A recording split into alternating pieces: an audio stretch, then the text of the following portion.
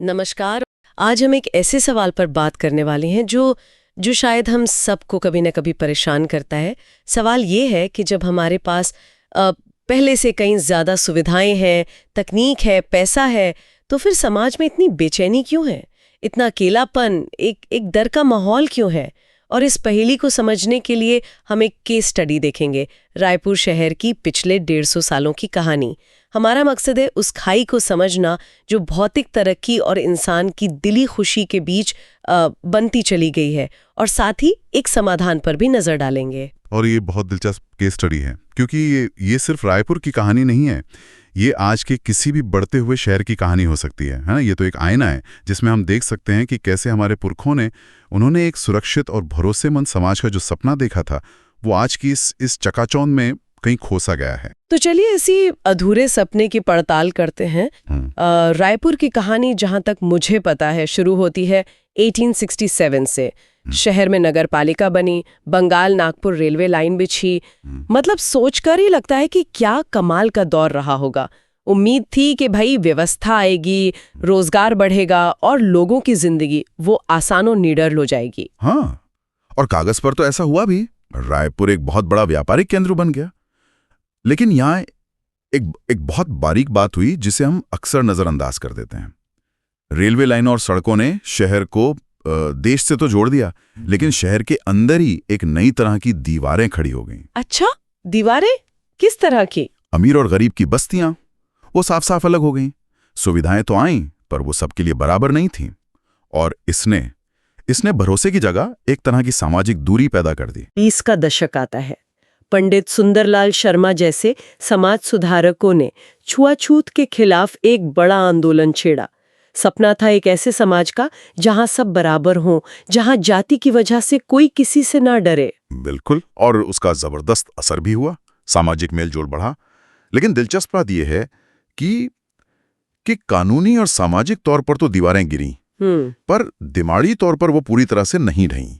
मतलब मन के अंदर वो बनी रही। हाँ, वो जो मन में बैठा हुआ ऊंच नीच का भाव था, वो कहीं ना कहीं सुलगता रहा। ये दिखाता है कि सिर्फ कानून बना देना ही काफी नहीं होता। सही बात है। और यहाँ से कहानी और भी दिलचस्प होती है। 1955-65 का दौर। पास में भिलाई स्टील प्लांट लगा और रायपुर में विश्वविद्यालय खुला। ये तो एक बहुत बड़ी छलांग थी। अब तो उम्मीद यही थी कि शिक्षा और उद्योग मिलकर हर डर को खत्म कर देंगे, है ना? हर हाथ में डिग्री, हर घर में नौकरी, फिर डर किस बात का? जीना है। ये बहुत गहरी बात है। हाँ, जीवन का उद्देश्य क्या है, रिश्तों को कैसे निभाना है, इन सवालों के जवाब उस शिक्षा में थे ही नहीं। नतीजा क्या हुआ? लोगों के पास रोजगार तो था, पर मन की शांति, जीवन में स्पष्टता वो नहीं थी। और शायद यही वजह है कि 2005 से 2015 के दौर में जब रायपुर में बड़े बड़े मॉल बने, चौड़ी सड़कें बनी, स्मार्ट सिटी का सपना दिखाया गया, तब ये खालीपन और ज्यादा उभर कर सामने आया। सपना था कि आधुनिकता से खुशहाली आएगी। सुविधाएं तो बढ़ गईं, लेकिन सुकून घट गया है। रफ्तार बढ़ गई, रिश्ते पीछे छूट गए। और आज हम उस दौर में हैं जहां हर चौराहे पर सीसीटीवी कैमरे हैं, पुलिस की मदद के लिए 112 नंबर है। उम्मीद है कि तकनीक हमें सुरक्षित बनाएगी। लेकिन क्या ऐसा हो रहा है? आंकड़े कुछ और ही कहानी कहते हैं। देखिए, निगरानी बढ़ने से अपराध शायद कुछ कम हुए हों, पर आपसी भरोसा वो तो और घट गया है। सीसीटीवी कैमरे एक तरह से इस बात का प्रतीक हैं कि हमें एक दूसरे पर भरोसा ही नहीं है। तो रायपुर की ये 150 साल की यात्रा एक ही पैटर्न दिखाती है। जब भी विकास को सिर्फ भौतिक पैमानों पर नापा जाता है और इंसानी समझ और रिश्तों को नजरअंदाज कर दिया जाता है, तब वो सिर्फ सुविधाएं पैदा करता है, निडर और भरोसेमंद समाज नहीं। ये तो बहुत गहरी बात है। इसका मतलब ये हुआ कि ये सिर्फ रायपुर की नहीं, बल्कि ये तो पूरी दुनिया की कहानी है। हमारा जो विकास का मॉडल है, शायद वही अधूरा है। बिल्कुल, रायपुर तो बस एक उदाहरण है, एक सैंपल है। आज इंटरनेट और मोबाइल ने समाज की हर अच्छाई बुराई को हर घर के अंदर पहुंचा दिया है। हम पीढ़ियों के बीच एक बहुत बड़ा अंतर देख रहे हैं, जनरेशन गैप जिसे कहते हैं। हाँ, ये तो बहुत दिखता है। युवा पीढ़ी को लगता है कि उनके बड़ों के पास उन्हें देने के लिए कोई ठोस जीवन दृष्टि नहीं है, और बड़े इस बात से परेशान हैं कि युवा उनकी सुन नहीं रहे हैं। और सच कहूं तो दोनों अपनी अपनी जगह सही भी हैं और गलत भी। और इस पूरे परिदृश्य में धर्म और विज्ञान, जिन्हें हम समाज का सबसे बड़ा सहारा मानते थे, वो कहाँ खड़े हैं? यही तो आज की सबसे बड़ी त्रासदी है। धर्म के जो आदर्शवादी प्रस्ताव थे वो आज के दौर में बहुतों को अव्यवहारिक और मुश्किल लगते हैं।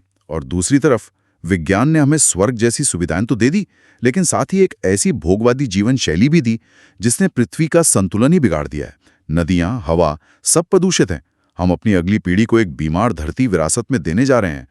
तो दोनों ही कहीं ना कहीं अधूरे साबित हुए हैं। तो अगर भौतिक विकास, सामाजिक सुधार, शिक्षा और तकनीक ये सब मिलकर भी इंसानी समाज के डर और अविश्वास को खत्म नहीं कर पाए, तो फिर रास्ता क्या है?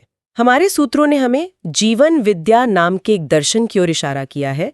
इसे एक समाधान के तौर पर देखा जा रहा है। ये है क्या चीज? देखिए, जीवन विद्या असल में एक शिक्षा का प्रस्ताव है। इसका मूल तर्क ये है कि आज की सारी समस्याओं की जड़ में इंसान की अधूरी समझ है। ये दर्शन कहता है कि इंसान को सिर्फ भौतिक चीजों की समझ नहीं, बल्कि खुद की, अपने रिश्तों की और प्रकृति के साथ अपने संबंध की गहरी समझ होना भी जरूरी है। जब तक ये समझ नहीं होगी, तब तक बाहर की कोई भी चीज उसे स्थायी सुख नहीं दे सकती। ये सुनने में तो काफी आदर्शवादी लगता है। मतलब खुद को समझो, ये बातें तो हजारों सालों से कही जा रही हैं। इसमें नया क्या है? सवाल बहुत अच्छा है। नयापन इसके तरीके में है। ये किसी धर्म या पंथ की तरह विश्वास करने को नहीं कहता। ये इसे एक जांचने योग्य प्रस्ताव के तौर पर रखता है। अच्छा, इन्वेस्टिगेटेबल प्रपोजल। हाँ, ये कुछ मूलभूत बातें सामने रखता है, जैसे इंसान की असली जरूरतें क्या हैं, क्या वो सिर्फ सुविधा है या सुख और सम्मान भी है। फिर ये कहता है कि आप इन प्रस्तावों को अपने तर्क पर, अपने अनुभव की कसौटी पर खुद जांच कर देखें। अगर आपको ये सही लगते हैं तो अपनी जिंदगी में उतारें। अच्छा, तो ये मानो मत जानकर देखो वाली बात है। लेकिन इसका कोई व्यावहारिक उदाहरण, जैसे अगर ये शिक्षा स्कूलों में दी जाए तो वो आज की पढ़ाई से कैसे अलग होगी? एक उदाहरण लेते हैं। आज एक बिजनेस स्कूल में क्या पढ़ाया जाता है? प्रॉफिट को कैसे मैक्सिमाइज करें, कंपटीशन को कैसे खत्म करें। बिल्कुल। एक जीवन विद्या पर आधारित बिजनेस क्लास इस सवाल से शुरू होगी कि एक व्यापार का समाज में उद्देश्य क्या है? क्या सिर्फ मुनाफा कमाना, या समाज की किसी जरूरत को पूरा करते हुए अपने कर्मचारियों और ग्राहकों के साथ भरोसे का संबंध बनाते हुए मुनाफा कमाना? ये नजरिया ही बदल देता है। मतलब ये सोच के उसके मूल में ही बदलाव लाने की बात कर रहा है। लेकिन कई लोग ये भी कह सकते हैं कि ये एक और सेल्फ हेल्प ट्रेंड है जो कुछ समय बाद खत्म हो जाएगा। इसकी क्या गारंटी है कि ये काम करता है? कोई गारंटी नहीं, और यही इसकी खूबसूरती है। ये कोई जादुई गोली नहीं बेच रहा। ये एक प्रक्रिया है। जिन लोगों ने इसे अपने जीवन में उतारा है, उनके अनुभव बताते हैं कि उनके पारिवारिक रिश्तों में सुधार आया है, काम की जगह पर तनाव कम हुआ है और जीवन में एक स्पष्टता आई है। रायपुर में जो 18 से 25 जनवरी तक सोमदेव त्यागी जी का शिविर हो रहा है, वो इसी दर्शन को समझने का एक मौका है।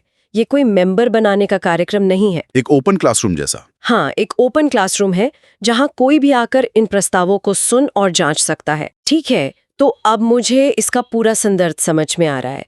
ये सिर्फ एक इवेंट की बात नहीं है, ये उस गहरी समस्या का एक संभावित समाधान है जिसकी बात हम शुरू से कर रही थी।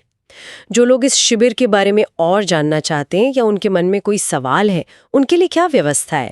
आयोजक इस बात को लेकर बहुत स्पष्ट हैं। वो नहीं चाहते कि कोई भी आधी अधूरी जानकारी या शंका के साथ आए या फिर न आने का फैसला करें। उनका कहना है कि ये पूरी तरह से एक निःशुल्क और उपकार की भावना से किया जा रहा है कार्यक्रम है, कोई छिपा हुआ एजेंडा नहीं।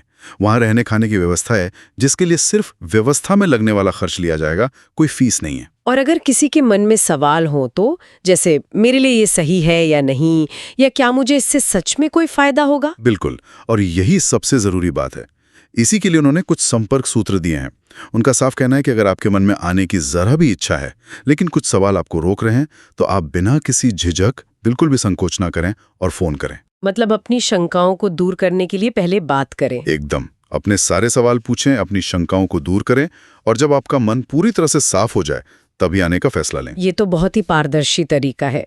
तो वो संपर्क सूत्र क्या है, एक बार हम बता दें? हाँ जरूर, आप राकेश भैया से 7506336797 पर बात कर सकते हैं। 7506336797। दूसरा नंबर हर्ष भैया का है 9770978900। 977097 98,900। और एक और नंबर चंद्रशेखर भैया का है 98,930,25307। 98,930,25307। आयोजकों का यही कहना है कि आप पहले बात करें, समझें और फिर कोई निर्णय लें।